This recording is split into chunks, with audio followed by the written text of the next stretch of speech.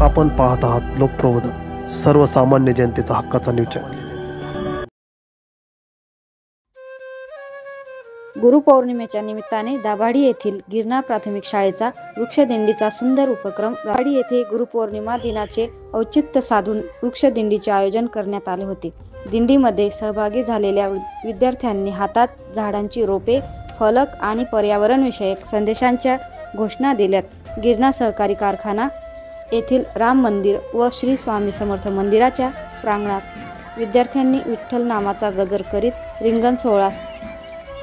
यावेळी उपस्थितांना संबोधित करताना शाळेचे मुख्याध्यापक श्री रवींद्र भगवान निकम यांनी सांगितले की वृक्षवल्ली आम्हा सोयरे या उक्तीप्रमाणे आपण सर्वांनी पर्यावरणाचे संवर्धन करणे गरजेचे आहे। प्रदूषण आणि तापमानवाढीसारख्या समस्यांवर मात करण्यासाठी वृक्षारोपण करणे आवश्यक आहे।